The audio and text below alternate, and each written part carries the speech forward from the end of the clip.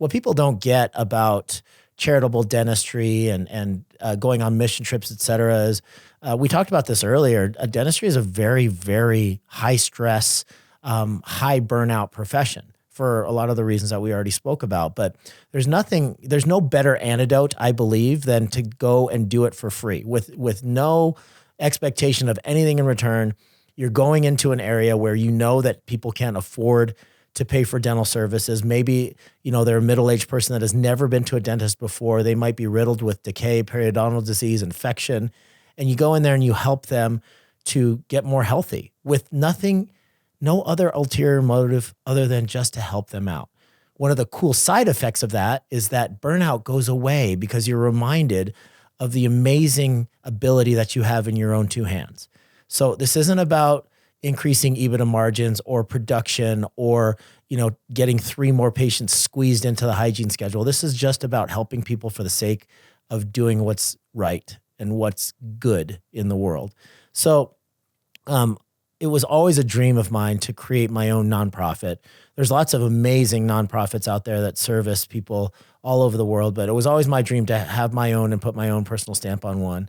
Smile Outreach International was something that I had thought about since early in my career.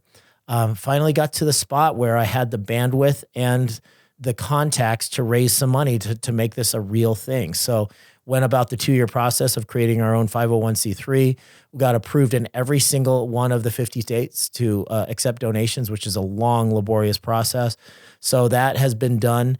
And 2 years ago, we started going on these mission trips. And I've been so far to Tanzania, the Dominican Republic several times, just got back from Fiji. We have a Nicaragua, Honduras, and Mexico trip scheduled. We're probably going to go back to the South Pacific and Asia next year as well.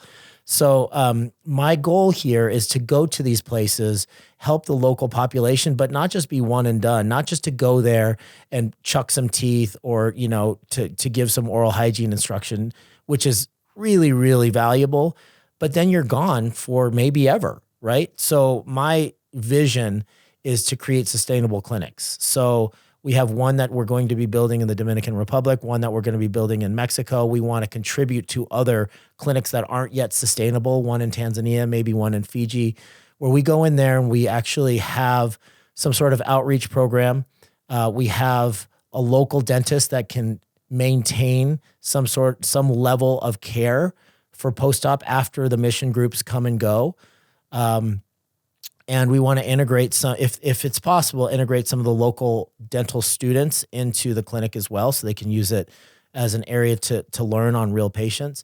So we have the sustainability model that I think is unique, and that's the true goal of what Smile Outreach hopefully will become at some point. So, Greg, when you're talking about, like, people ask me this all the time, 16 dental practices, and I have another half dozen businesses that run simultaneously. And I don't know if you've ever gotten this question, but like, hey, Mark, like, when is enough enough? Like, why do you keep on doing this? When you either sell or transition out of a company or a practice, why do you go and start another or 2 or 3?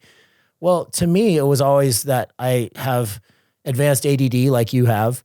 But more than anything, I had this vision in the back of my head that if I created enough contacts and I saved enough money, I'm going to be able to self-fund this charitable venture that I had in mind. And that I'm finally to the point where I have the time.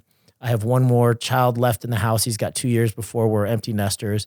And I'm really just setting myself up for what I want to do for the rest of my career, and that's do free dentistry.